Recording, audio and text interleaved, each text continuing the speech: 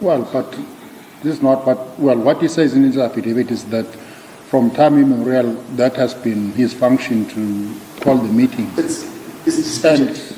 It's disputed because now it's a family. It's a family saying, it's a family now seeking to identify an heir. The family says, we can't have somebody from outside. Is he from outside? No, he's not a member of the. He's a member of the family, as you would appreciate, President, through Princess Mako. Yes. Through his mother. In other words, from the ruling house. He's not from the ruling house. He's not. He would not. Sorry, his mom is he not related to the king's father, late king's father? No, they're obviously related. I suppose you are just asking a question for me to answer it like that. Yes. They're obviously related, yeah. So I'm not sure what. So doesn't that give him authority to participate in the meeting and to call meetings? In the absence of a direct brother of the late king, in the absence of direct relatives of the late king. Is it an established? Is it an established custom? Because I just want to understand the notion that there should have been members of the royal family, and because that meeting was called by somebody who is not a member of the royal family, that meeting was unlawful. So, do we have a practice in terms of which somebody has been identified as a person who is responsible to call the meetings of the royal family members? So Prince Buthelezi is correct that he is historically been the spokesperson of the king and the kingdom. What is contested by the family that must identify the nephews or the nieces, the family that must identify the family members. What is being contested by that family is that he, Prince Buthelezi, even as Prime Minister of the Zulu Kingdom, had the right, anchored in custom, to call a meeting and for the purpose of identifying an heir. That's like the highest the family can ever have. A family wants to be given the space to actually identify an heir. And if somebody else from outside the family, who is part of the family but is a distant relative, micromanages that in a way that excludes others, it's a problem. But isn't the whole process clear that it's the firstborn son of the king? Let's just start here. And the only question is it the adopted one or the biological one? Let's just start, Justice Nicholas. Firstly, one looks at what happened when His Majesty, the late King kaZwelithini, passed on. There is a will that identifies a queen. Now, if we go with this custom that is being mentioned as a custom that predetermines who the heir is, we have a problem, because the head of the Zulu royal family, none less than a king, did not identify an heir who was his first son. Identified the queen. Sorry, I'm not with you, Mr. Misuzulu, I'm lost now. So, I'm saying... Yes. I'm trying to test the validity of this culture where the firstborn of the great wife is predetermined heir to the throne. Are you disputing that? Yes. On the facts of this case. Yes. If the first thing that you invite the chief court to do is on the facts of this case. The king passes on. If the king would have known that he bore a son as a king, to replace him when he goes on, doesn't endorse that position of great wife, predetermined king. What he does is he writes a will. If that will is said to be valid, but there is that will, It writes the way the throne goes to the queen. And let me debunk this story. If you read the will, it does not create a regency. Because there was no point in creating a regency. The only time you create a regency is when there's a minor. The king was not a minor when his father passed on. The king was already in his 40s. He was already old enough to assume the throne. But what happens is that his mother takes over, and there is a story about how she ended up becoming a regent, according to the papers. Putelis tells us, well, this was a regent. The will that gave her the position says she's a queen. She's actually the leader of the Zulu kingdom. It was not a regency. But what the queen does, and you'll go to the letter of the queen, and you'll see that she writes a letter to the Prime Minister and to the royal family. And in that letter she's very careful not to usurp the role of the royal family. She says, I want to give up the throne. I'm happy that the king thought I could take the crown. I'm grateful for the trust that I've been given by the king, but I want to abdicate the throne for my son. Now that also tells you that this great wife, predetermined heir to the throne, is not in accordance with custom, because these are the two people you must understand represent the spirit of the custom. Then what is the custom? If it's not predetermined by the firstborn child of the great wife, then what is the custom? Then that's when you need to give the royal family the opportunity to sit down. So the royal family could choose anyone? No, they could just choose anybody. The royal family will look at all the children that are eligible for the position. So they look at the children? Yes. Mr. Misuzulu, but surely there must be a custom which is going to guide them in terms of identification. And what is the established custom?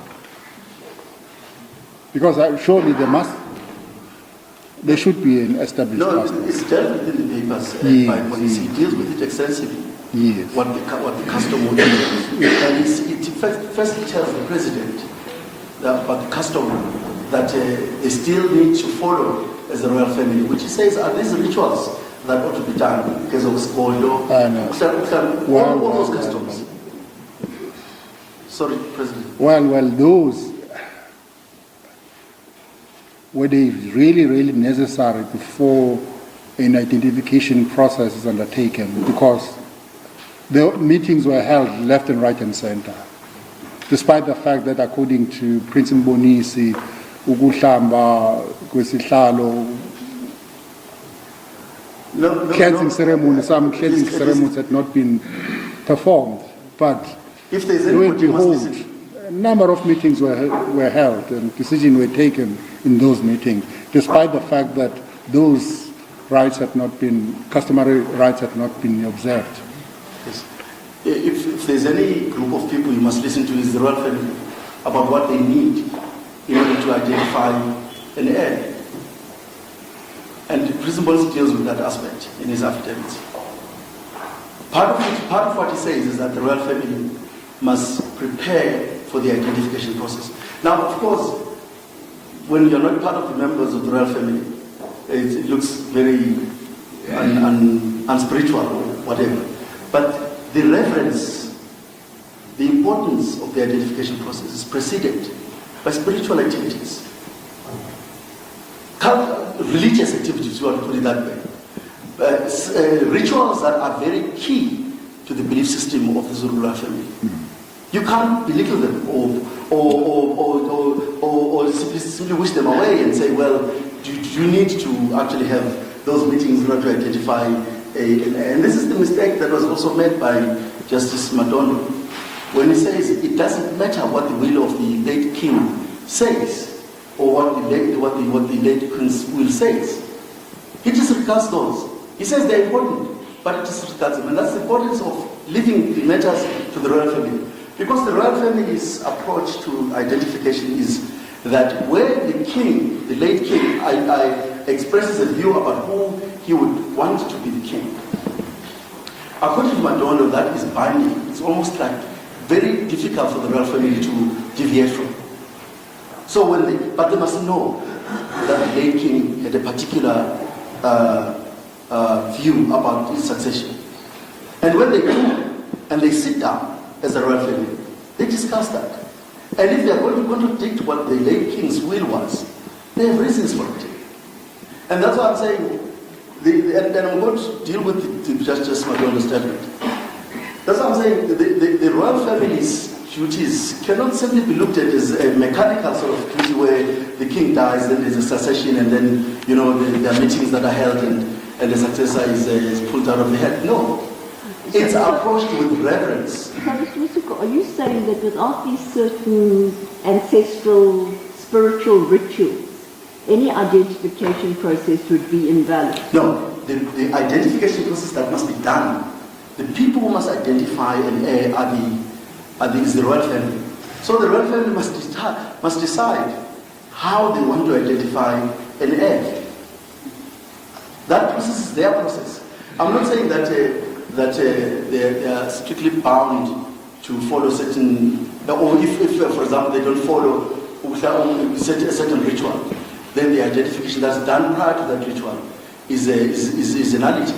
They would consider it quite an affront to their own identity as a family. They would see that as an identity crisis because they would be asking questions, why was this not done? Is gold or stand?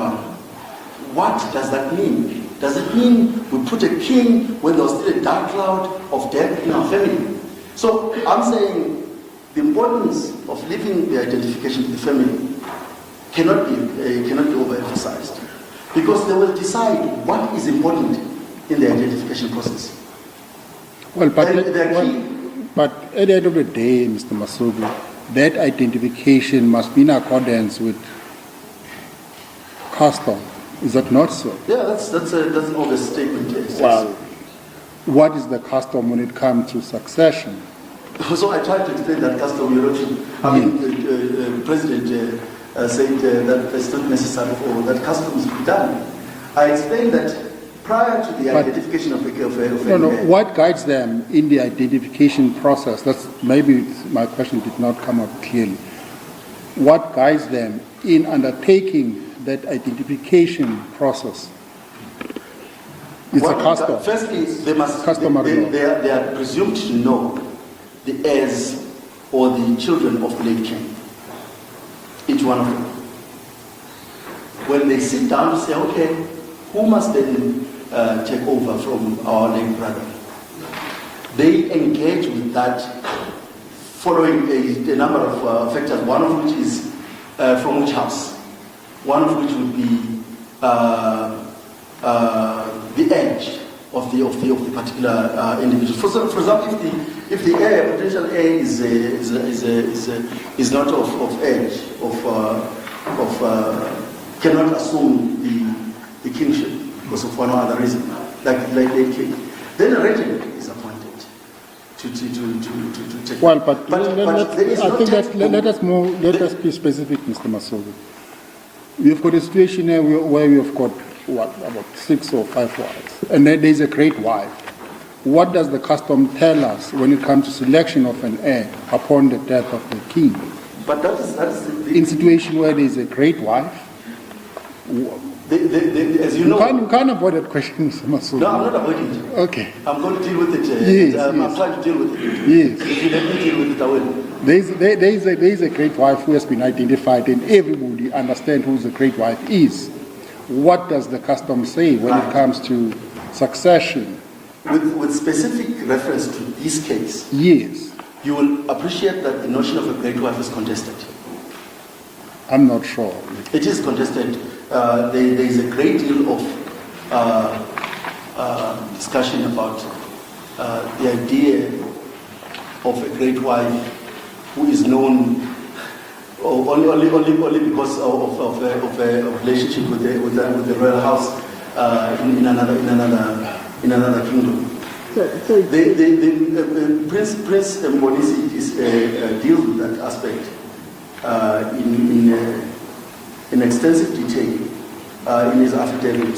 But it will seem to me that for all intents and purposes, it will seem to me that for all intents and purposes, the late Queen was regarded as a great wife. Because that's what Prince Simagate is saying, you know. No, but Mbonisi, the father of Mrs. Simagate, says differently. He says differently. Who are we going to believe? And Prince Mbonisi, she left the king and went to stay in Eswatini. No, my lord, with respect to the president, the president. Yes. I think we've got to be fair to what Mbonisi says about the notion of grade 5. I'm trying to refer you to paragraphs yes. where he deals with the notion of the grade 1. All right. Because I think what you are saying now it does not deal with the grade 1 issue. The grade 1 issue is debunked at the level of, firstly, a grade 1 is introduced as a grade 1 to the family. That's what he says, I know, yeah. Yes, there is no evidence from the brothers of the late king that the queen was in fact introduced as a great wife. All right, so your submission here is that there was no great wife. Yes, that all the queens were on equal standing.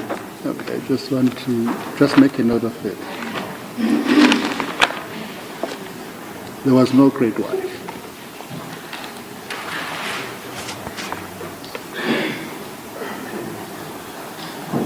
And what about the settled custom that President Cyril brought our attention to, that any queen born of royalty takes precedence over the others? No, so a great wife is appointed by the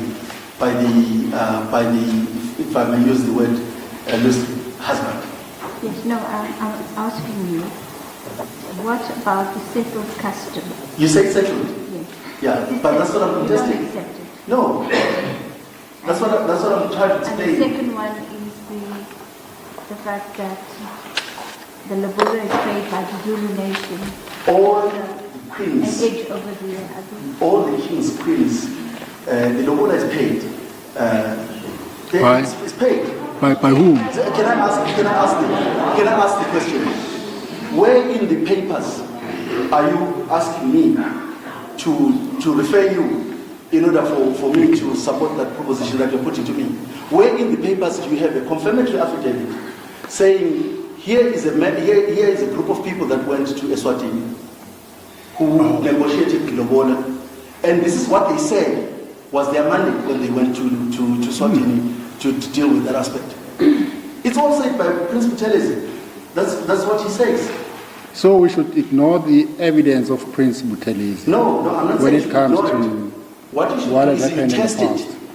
Test it against what the members of the family that wants to appoint an heir, say. Test it against it and see whether or not it is correct to suggest that a princess from another royal family who marries into the family of another royal family immediately assumes a position of a great wife. Test it and see whether that is a tradition that was understood by anybody. Mm. But you will not find the evidence that you are looking for, where somebody went to Eswatini on the instructions of the Zulu kingdom. The chiefs that went there, that we understand went there, and they negotiated the border, and then there was that exchange which signified the marriage between the two kingdoms. Yes, so no confirmatory affidavit. There's no settled custom. It's not a settled custom. Yes, no, we'll make a note of that, together with your submission that there was no grade. Yes, and if you look at volume 7. Okay, let's go there.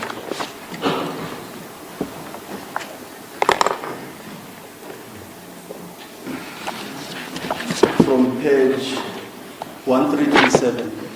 Sorry. 1337.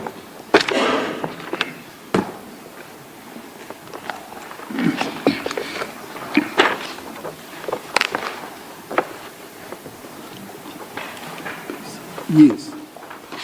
And this is a reply affidavit of Prince Monisi to No. Replying affidavit to Prince Simagade. yes. He says, I must first highlight that the position of great wife is one which is earned. Where are you reading from? Paragraph 14, page 14. 1337. Yes. I must first highlight that the position of the great wife is one which is earned and does not occur automatically by virtue of being a first wife or even by virtue of being from another royal family. In Zulu custom, it is only the king who appoints one of his queens to be a great wife. As the report states, Pretoria reigned as king from 1973 to 1994. He was the son of Ngumbaza. Sorry, that statement, is it correct, Mr. Masugu? Pretoria reigned as king from 1973 to 1994. I'm not sure that the statement is correct. No, I think that I think you're right. You're correct. It's an error. But you can see that it's an error because the very next paragraph says the actual reign of King Pretoria was 1873 to 1879. Does that sound okay? But you say in paragraph 14, it is only the king who appoints one of his queens to be the great wife. Did the late king not appoint the late queen as because the the great brothers of the king would have known. It's not a private affair. Appointing a great wife is not a private affair.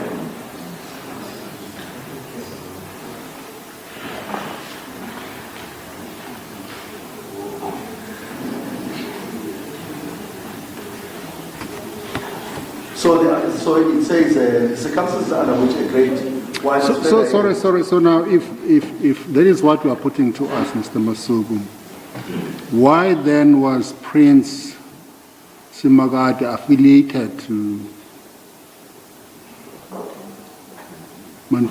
Queen Mandu?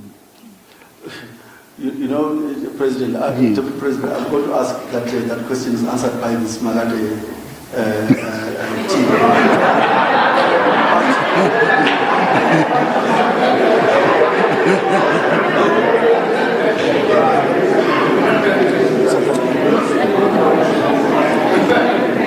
We're talking about the people from the same family. You can't have a situation where one says this and the other one says that. We are confusing the nation, Mr. Masugu. No, we're not. Yes. Try to clarify the issues. No. You want. Yes. My Lord, I'm sorry, President, you know that the royal family accepts entirely that Prince Magade is eligible to be identified as an heir. But the royal family must do that. And you say that Ugufawa is... For them, it's irrelevant. What Father Siswini and all the other... It's completely irrelevant. It's irrelevant. He is the son of a king. He can claim his lineage and heritage to a king. And that's what gives him the right to stand as an heir, potential heir. And that's what the royal family is telling us. It's telling us that we don't even want to be confused about Father Siswini and all those kind of cultural adoption methods. The issue is from the perspective of Prince Monises and the brothers, is that Prince Magade was not didn't go through that process of Father Siswini. He was accepted as a son of the royal family, and they would. Sorry. Prince Magade did not go through the process of Father Siswini. That's what you are saying. Yes. One thing is he was accepted by his father as a son. But, so he had a home in the family. I'm confused now because that's a basis upon which he claims entitlement to succeed to the throne. Now you are saying that custom was never performed. Yes, no, the brothers to the king are saying and I would trust the brothers of the king. They will not exclude Prince Magadi from being considered as an heir on any basis. They will consider him as an heir, potential heir, because he is the father of a king, their brother. Sorry. Yes. Yeah, no. Okay. Let's go to the letter which Princess Sorry, T. I'm not here. Sorry. Okay. I'm not here. Sorry. So Mr. Masuka, I just want to get it absolutely clear. He's a potential heir, but it's not on the basis of Ugufaga. No. And Ugufaga is irrelevant to this case. As far as the royal family is Completely irrelevant to concerned, this case. he is the son of a king, their brother. And his standing as a son of a king entitles him to be considered as a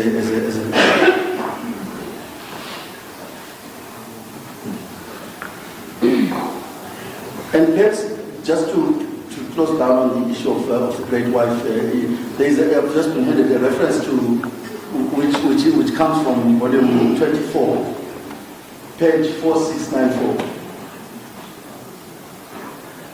Volume 24. Page 4694. 469. Well, it will start on page 4693, paragraph 14.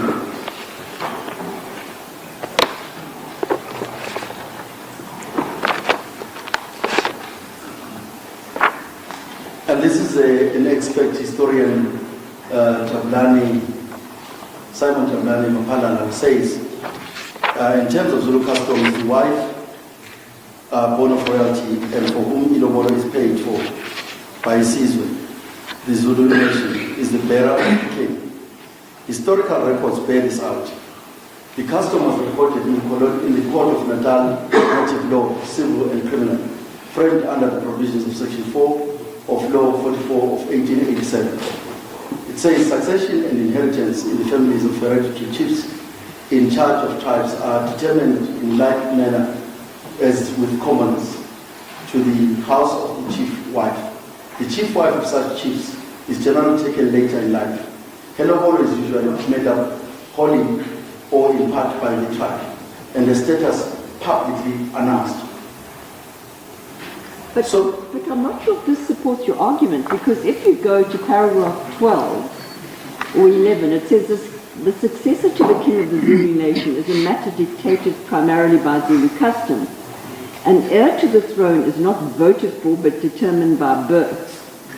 Zulu custom prescribes that an heir to the throne should come from the offspring of the king's great wife. No, so that's where the dispute is. But I thought you were referring to this as support for your argument, which it seems it's not support for your argument. No, it doesn't support my argument in one way, but where it supports my argument is where the requirement that a great wife is publicly announced. And here are the brothers of the late king telling us that there was no public announcement on a great wife. Well, who paid Lobola for it? No, but so we must find out if there is any evidence. Sorry, Mr. Masuku. Surely somebody must have been part of the delegation. But within the family. Deputy President, who paid Lobola for all the king's wives? That's exactly the point I'm trying to raise. That why are we trying to fit in something that the brothers are telling you that this process of a great wife is one they would have known about. It would have been announced. And in fact, they go further. They say the position of a great wife would, in fact, if it was taken the way it's being taken, it would be greater than that of the king. Because the king is appointed. Is appointed. The great wife simply walks into a family and becomes a great wife. And from then on, then a great child must come from that scenario. I'm saying it's not a settled issue. And because the brothers of the family are telling you that the king, the late king, treated his wives all the same. He did not have a great wife. There would have been a public announcement that she was a great wife. Of course, they recognized the fact that she was coming from a royal family of the Swati king. They would have recognized it. But it would not have granted her any status higher than the first wife or the first queen, the second queen, or the third queen or the fourth queen, as far as this particular family is concerned. Why was she named the successor in his will? Well, we could ask, but the person who would have nominated her as late king. That's a question that I wanted to put to you, Mr. Misuzulu. If we can just go to the will. What pages is the will of the king, the latest one?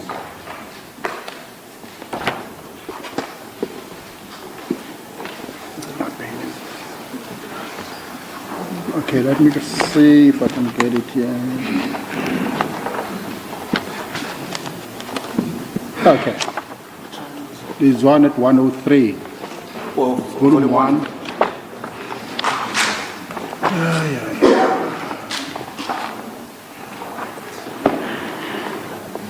Again, the quality of copying was very poor here. You battle to read. Yes, that's the... Yeah, I don't know what happened. So it's a... Sorry, madam. Is the paragraph you are referring me to be a paragraph...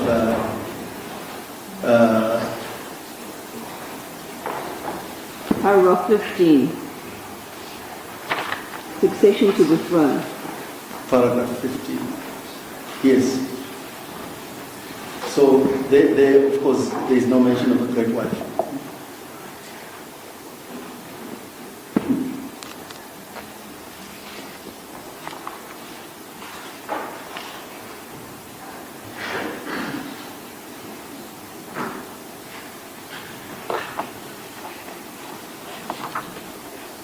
Yeah, proceed, Mr. Misuzulu. And of course, you will see that if you look at the will, it tells you how in page 105, paragraph 6, he says, in my lifetime, I got married to 6 queens as my wives.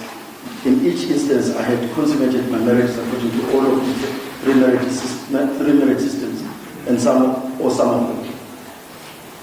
Each one of these queens is allocated a palace, which for all practical purposes is her permanent home, and I remain the head of the palace. So there's nowhere where he identifies one queen as being the queen who must bear an heir to the throne. And to be very clear, this is something that would, of course, if the late king had. Sorry to disturb him. Can I go to paragraph? It's page 114. That is the first will. Paragraph 15. It's difficult to read. Is it paragraph 16 or 15? It's 16. 114. I hereby nominate failing Queen. I can't read. Is it Queen? Do you have the original, Mr. So it says, well, I don't have the original, but I think it says. Can somebody assist us with the original? Who's got a better copy at least, because it's important for us to establish that. Page 114, volume 1.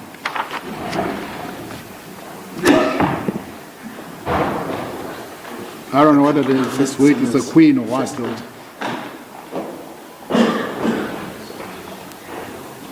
I hereby nominate and appoint, would say that would be the queen as my successor. Queen who? It's common knowledge that it was actually Queen Mandela that was nominated. No, nobody disputes that.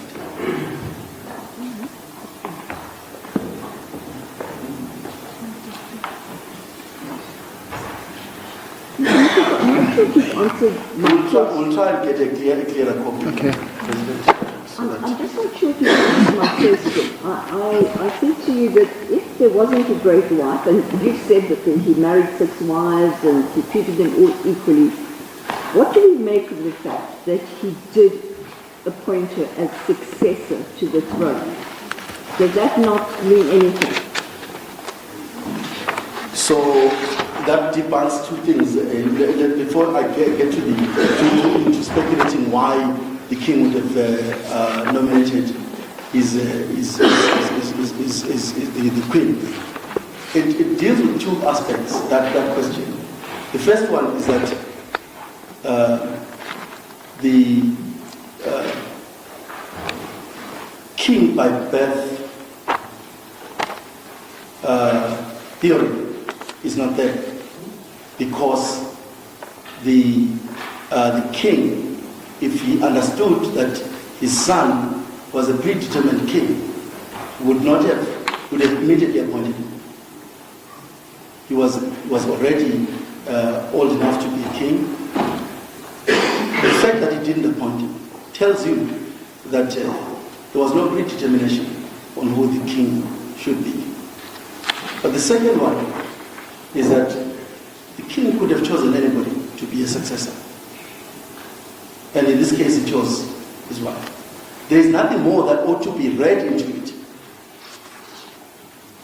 He could have chosen his 6th wife, or his 2nd wife, or he could have chosen even the current king as a successor to the throne. So I cannot. Anyone. You could have chosen me. No, of course. No, with respect, I'm sure you understand what I mean. But you would have to be a queen firstly before you can be chosen. So you accept that it would have to be a wife? It would have to be a queen, and there's 6 of them. He chose one.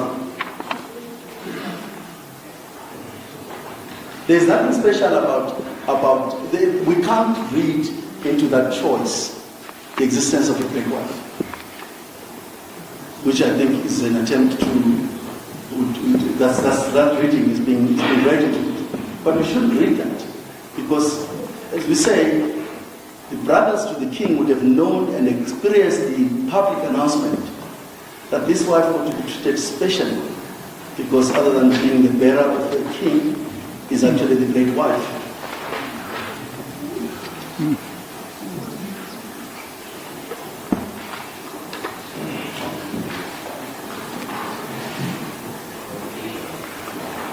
So your submission is that everybody is entitled to raise their hands and say, everybody would be the sons, the daughters. Everybody in the royal family. Yes. Yes. Sons and daughters? Yes. Because you've got to ban the customary primogeniture requirement to choose a worthy successor. It could be a daughter of the king. All right. In this case, what part of the custom was breached in the identification process? Firstly, President, the meeting of the 14th was a meeting which was called for the ritual cleansing. It was a meeting for the royal family to mourn. On that meeting was piggybacked this identification meeting, which in itself was not an identification meeting. To go to the meeting itself. Well, but it was a meeting in which the king was introduced. Sorry. The meeting cannot constitute culture. It's something else, the meeting. A culture is something according to which somebody is identified. So I think that we have to make this thing clear. A culture is a process, or it's something according to which somebody is identified. Yes. It can be a meeting, it can be And I have said yes. to the court that the first issue, and this I said was a very important point, is that culture would point to the royal family as the decision maker on the identification process. The decision makers, in as far as the identification process is concerned, is the royal family. It's not anybody else.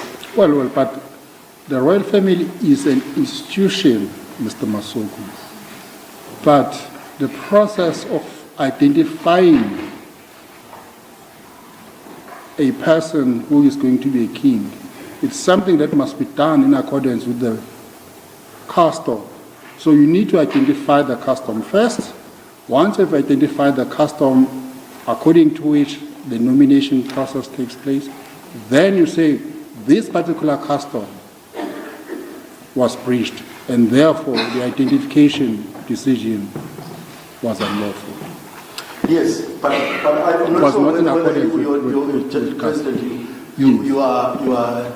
you are suggesting that my answer, which is that as part of culture, the identifier of an heir is the royal family.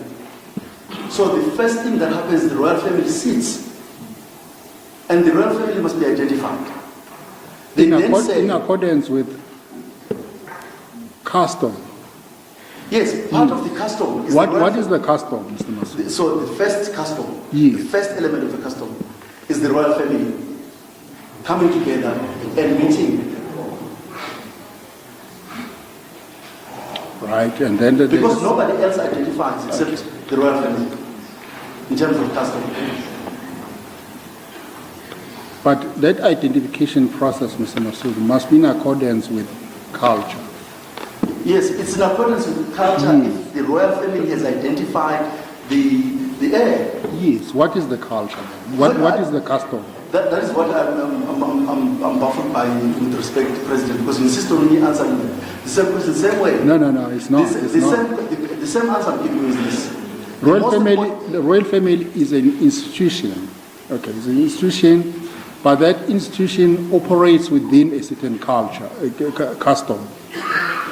When it does things, it does those things in accordance with the Zulu custom.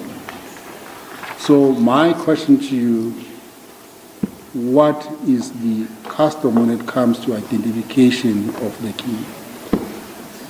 Right, so we've identified the institution so far, that the institution that is tasked with that obligation is the royal family. It's an institution, it's not a culture, a royal family. No, but you see, that is where I have a difficulty understanding how you edit out the institution itself as not being part of culture. Can anybody identify an heir? If, for example, a church came and identified an heir, would that be in accordance with the culture of the family? It wouldn't be. Well, granted. So I'm suggesting to your Lordship, and I'm submitting to your Lordship, that you must accept that culture points the royal family as the institution that must identify an heir. Yes. What happens when the royal family is met and now they're considering who the identified person must be? Yes. I pointed out right at the beginning that the royal family, as explained in these papers, would have conducted all the rituals that are necessary when they sit down to deal with the actual identification of the heir. And it's dealt with respect in volume 9, page 3491, from paragraph 29. When they sit to then talk about who should be identified, one of the questions they would ask is, one of the questions the royal family would ask is, if there was a great wife publicly announced, or if there was an heir already preferred by the king, they would start there.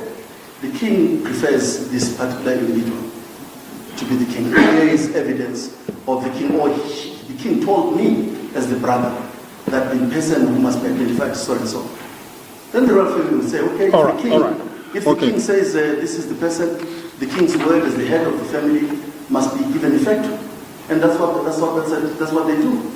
So your submission is that there is no established customary law and custom in terms of which the identification process is undertaken. I'm not sure what your Lordship is actually looking for. But here's my final attempt at answering the question. The royal family meets. Yes. They then discuss amongst themselves, do we have a will Do we have a... Forget about the will, because the will is not... I'm saying to you, because I'm trying to answer your question about what happens when the royal family is met. Yes. When the late king has identified a person that the royal family, that he says the royal family must identify. Yes. Then the leader of the royal family, at that point, in this case it would be the eldest of the royal family, in this case it would be President Bonisi, would say, I'm aware, because the king told me that so-and-so should be identified as an heir. Then a number of members of the president will say, okay, if that is the will of the king, what must we do? We must give effect to it. Now, I don't know whether Buzi or wins one after that. No, all I know is that the royal family sits and they discuss, they identify the heirs. These are the heirs of the king. And we will break it down quite easily as well, because we say where the king has identified an heir, the discussion is easier for the royal family. Where the king has not identified an heir, of course, then the royal family sits and decides, firstly, to say who are the members of the royal family who are eligible to be identified as heirs to the throne. And some of the heirs or some of the children of the late king would perhaps not be known, but known by just a key group of people within the royal family. So they would know of a son who is in another province, who is supposed to be identified as an heir. So that's when they discuss. But you see, I think that we need to be loyal to the legislation, Mr. Masuku, which is Section 8(1)(a), Roman figure 1.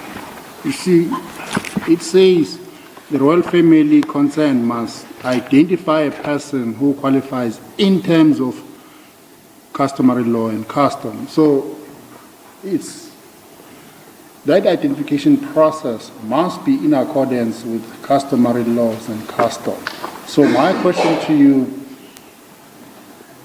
to your knowledge, what is the established customary law and custom when it comes to the identification of a king within the royal family? So can I then refer your lordship to, sorry, President, Deputy President, to volume 9, page 3491. Volume 9, page 3491. 3491.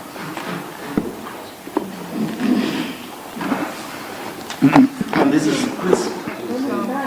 Volume 9, now. 3491. Oh, I beg your pardon. It's volume 18. I put the volumes together, so.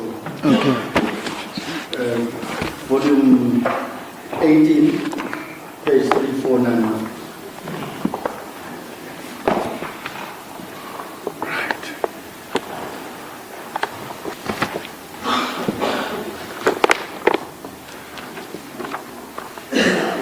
We are there.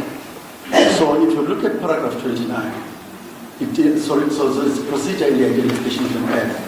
Paragraph 29. 29. And up to paragraph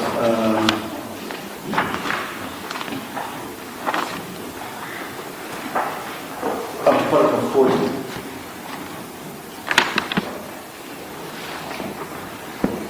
Yes. So Prince Monis deals with what happens, what the procedure in the identification of an heir is.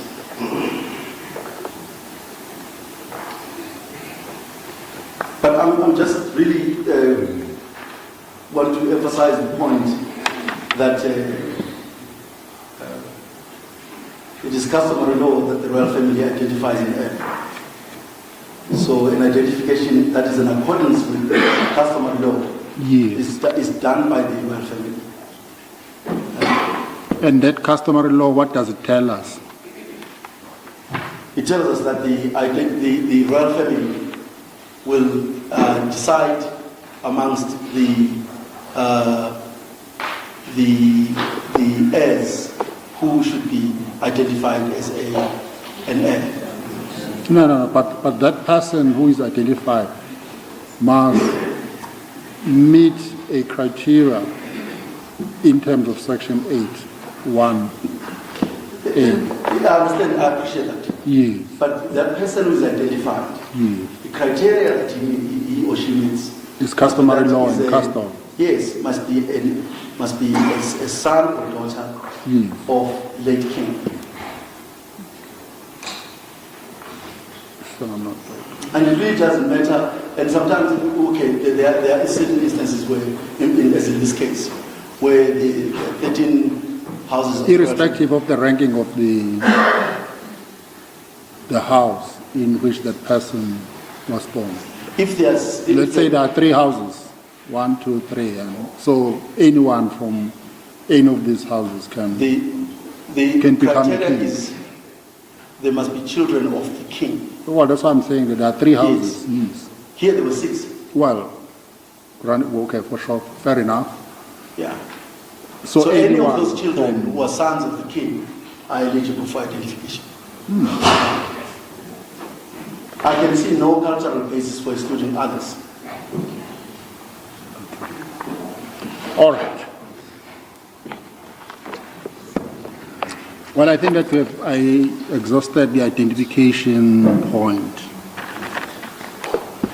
Yes, so we will also realize that in that same affidavit, there is a great deal of amount committed to explaining who the royal family members are, with the duty to appoint or to identify an heir. We say that within the royal family there is the ruling family, which is the family of the king.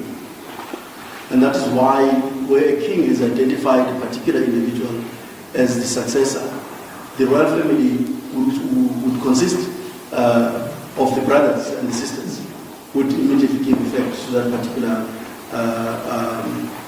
would seriously consider giving effect to the king's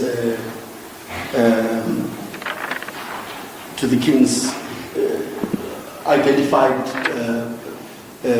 heir, because he's the head of that house, and because the royal family respects the head of the house. And what he says is considered quite important by the royal family. And this is why, for the royal family, and then this is the context in which one must understand the President Bonis's involvement in the case, right from the beginning. Because he understood that as a royal family, they would have to contend with things like the wills themselves. If the wills are pointing in a particular direction as to who should be king, they would have to be considered by the king. And so when there's a dispute about the wills, we would have wanted that to be resolved first before the royal family sits to actually decide on who the heir is. And that was sensible to actually to do.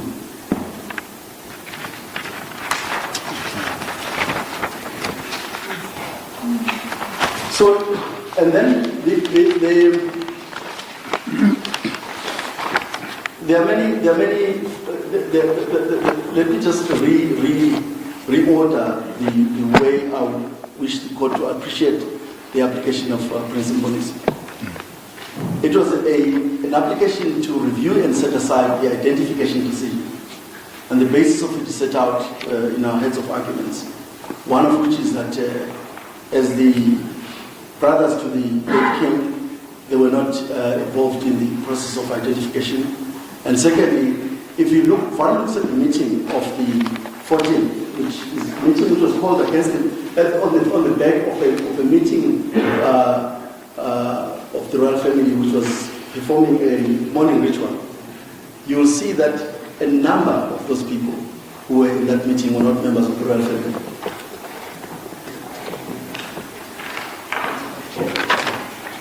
So if one would deal with that in volume 9,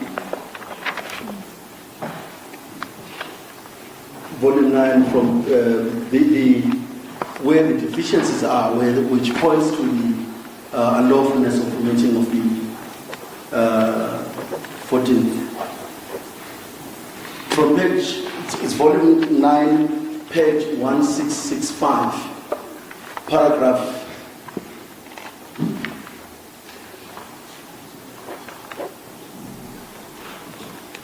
Actually, sorry, we could go to page 164, paragraph 44, from paragraph 44, where, I beg your pardon again, if we go a little back, 1664, paragraph 42.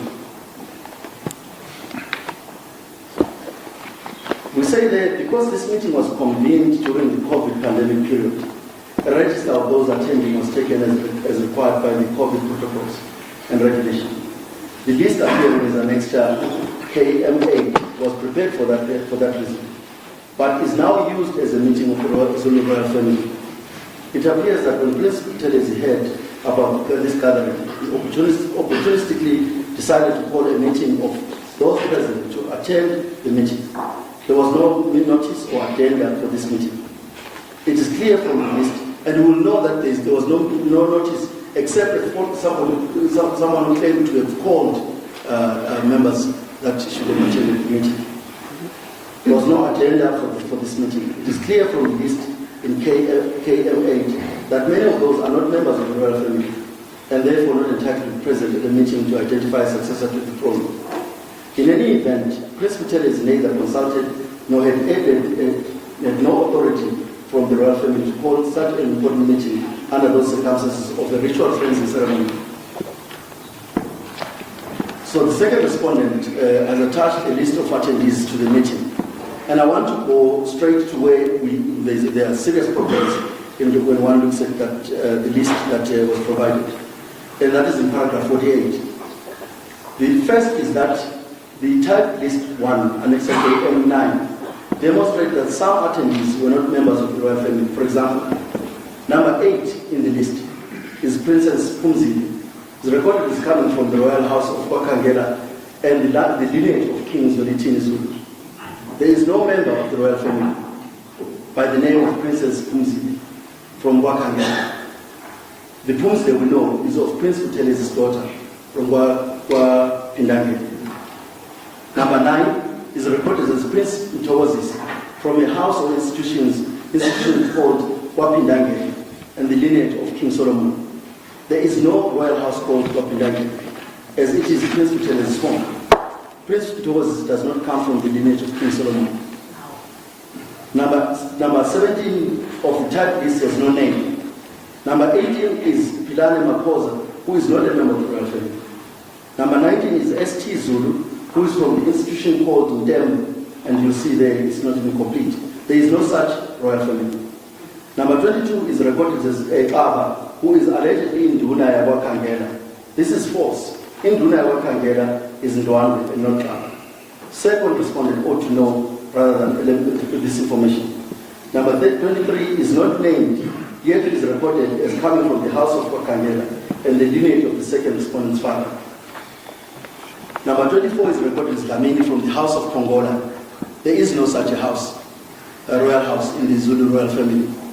There is similarly no lineage recorded. Number 30 is referred as Indukulu, and no further details are recorded. Number 31 is someone whose name is not recorded, but whose house is recorded as the Usutu royal house and lineage as that of King KaZwelithini. Number 32 is recorded as Indukulu Gamini from the institution or house called Edumbe. Since there is no Zulu royal house called Edumbe, it must be an institution. There are no further details of this institution and its relationship to the royal family. Number 40 is recorded as Mtembe from an institution called Enyonini. Because there is no royal house called Enyonini, Mr. Mtembe's lineage is not recorded. Number 41 is recorded as Tulebona Zulu from an institution called Ebu Sisweni and Gamfihlo. There is no royal house by this name. In any event, his lineage is not indicated. So you will read all this that is recorded in these paragraphs, and you will see that reliance on this minute of the 14th of May as evidence of a meeting of the royal family it cannot be right. It's not a meeting of the royal family, yes, but it's not a meeting of the royal family that is a duty to identify.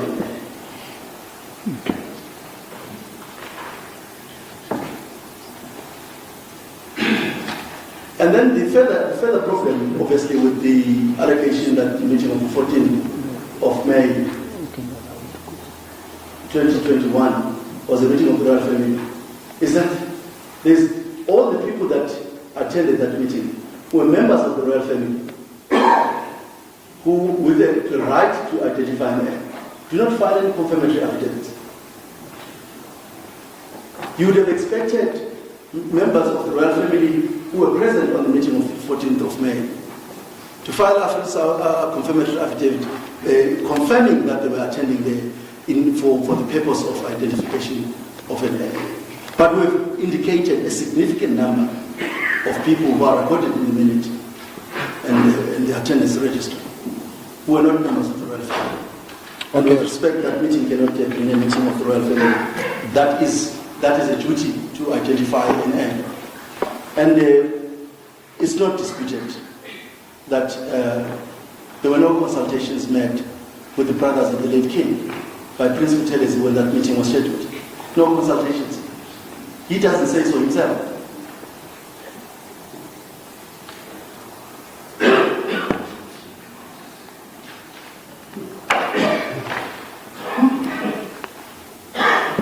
And there's a much more bigger problem. And I hope that my learned friend appears to have not relied entirely on the document that purports to be an affidavit from Prince Buthelezi. In the review application, Prince Buthelezi did not file an answering affidavit. And yet, the meeting of the 14th of May hangs entirely on him. And we know why he did not file an affidavit.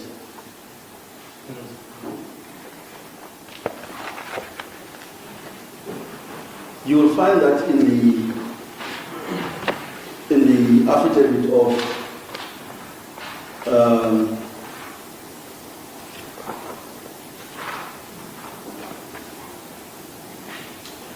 King Misuzulu, which is in volume 21, page 4141. That's where it begins. Sorry, volume? Volume 21. Yes. Page 4141. That's where the affidavit begins. And in this affidavit, you'll see from page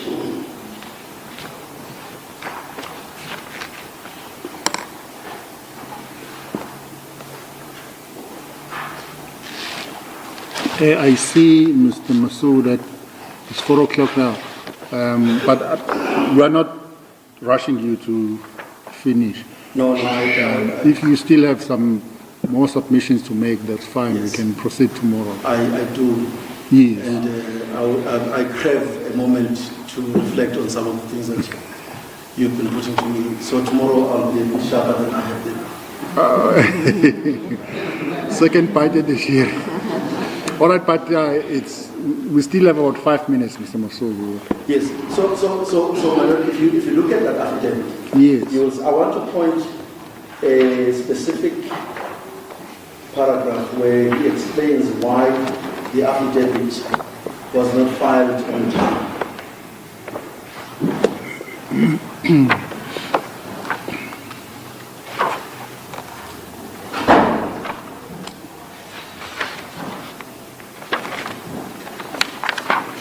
Yes. Sorry, my lord, I'm just trying to cruise through to see exactly which paragraphs I must. No, sorry.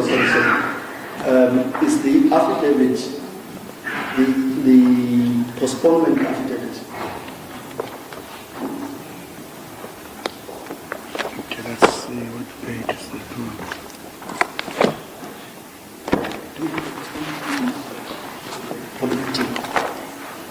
Sorry, so it's volume 19. But hang on to that paragraph, that volume, because it's an important volume to what I'm going to say. So if you look at volume 19, page 3723.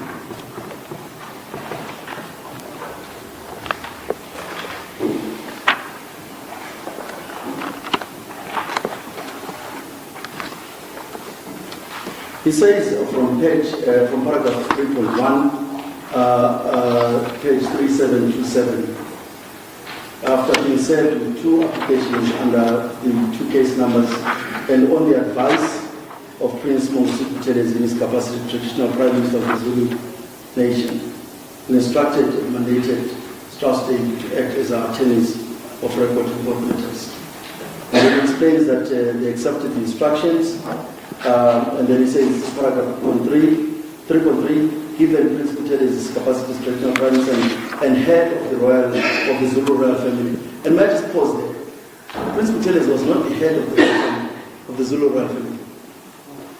He was not the head of the Zulu royal family.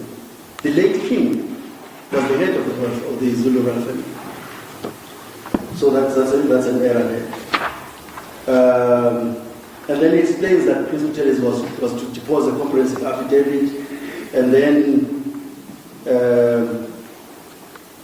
when that happened,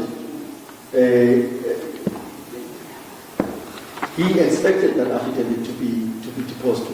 You see paragraph 3.4, it says on this basis, Trust-Day, in their capacity as the attorneys of record, for both Prince Buteles and myself, briefed Advocate Matozela to attend to the drafting and settlement of affidavits.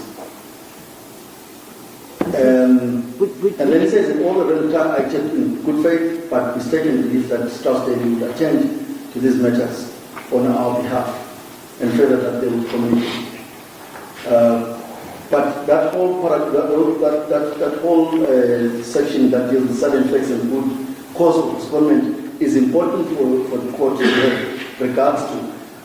The issue I would point out is that at some point the king says Buteles essentially refused to sign the affidavit.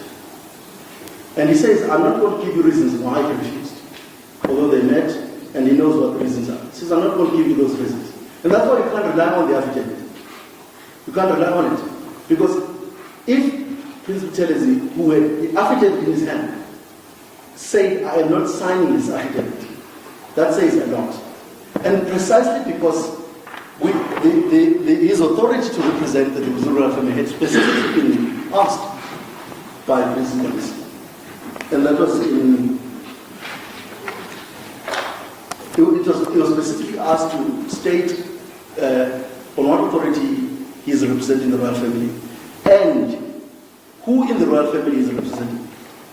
Now those are critical questions because they answer the question of his authority to even call the meetings that the review application was asking him to explain.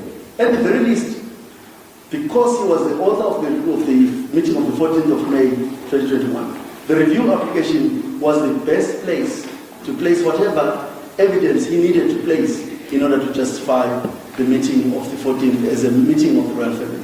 So in the review application, there was no affidavit by Prince Buteles. And I can understand that the reliance is now placed in affidavits that were filed in other court applications where in the interdicts were being sought, and where that aspect of the meeting of the 14th was dealt with. But if you are looking at the review application of the Prince Bonisi, and you're asking yourself, who in the respondents must deal with the meeting of the 14th of May 2021? It is Prince Buteles. And here, the king tells us, Prince Buteles refused to sign an affidavit that had been drafted, and that was ready for signature. But he won't tell us why he did not sign. So you can't even use it because the reason why he did not want to sign the affidavit must say to the court in the review application, as far as Prince Buteles' obligation to explain the problems that were raised by principals, he didn't answer that question. He didn't answer anything about the meeting of the 14th. And now we have to go into applications that did not specifically challenge and seek to review and set aside the meeting of the 14th. And we will know that all the interdictory affidavits that are referred to, especially the ones that where it suggested that the res judicata principle applies, they were all applications in which there was no attack, lawfulness attack on the meeting of the 14th of May 2021. All that the royal family said was, we need time. So Prince Moni's approach was interdict any process that will make it difficult for the royal family to perform their ancient responsibility, which is to identify an heir. It was an interdict. It was not a review. So there was no attempt to look at the record with a view to determining whether or not the meeting of the 14th of May 2021 was a meeting that met the requirements of a Section 8.1a meeting, the Section 8.1 meeting of the royal family. But the issues in both proceedings, was it not the same issue whether or not King Misuzulu's identification was in accordance with customary law and custom? No, it wasn't. Especially if you look at the identified specific relief that President Modise is saying. But can I just pick something? I want to answer the question quickly. Yes. But if you go to volume 21, page 4063, the notice in terms of Rule 7 is the one that deals with the authority of Prince Paternity to represent the royal family. That's volume 21, page 4063.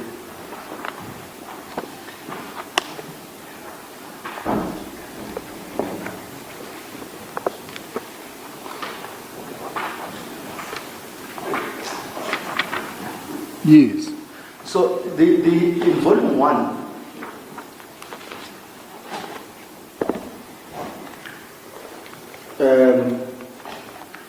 you will see that what is very volume 1, which is the judgment of Madondo, it's on page the page is at page 126, but the specific paragraph that I wish to refer to, the President, you did mention paragraph 91.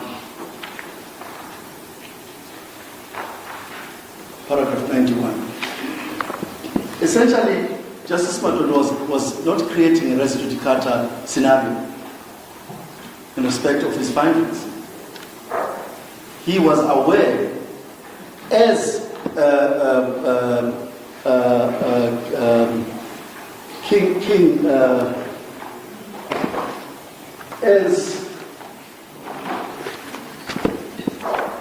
Okay, we have introduced now the new subject, so the time is against you now. I'm happy to Unless, here, of course, I just want to say yes.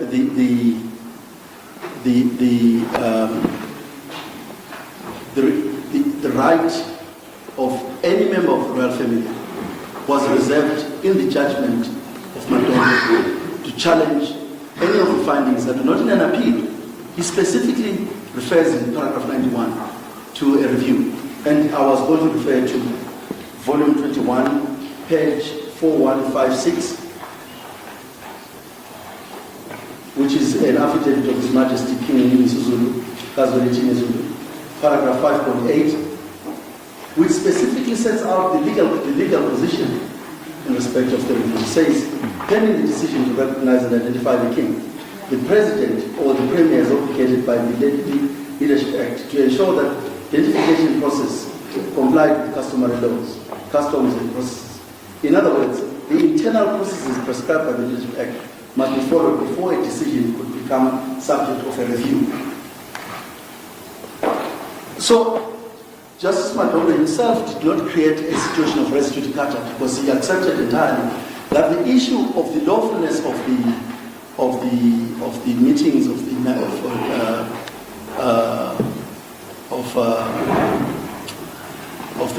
14th of May were issues that could be litigated in a review application. Okay. He was in no position to deal with the amount of material that the review application has had to deal with, which includes the record from the president telling us exactly what in the president's desk, what was there in the president's deaths that he considered before making a decision to recognize at that time Prince Misuzulu.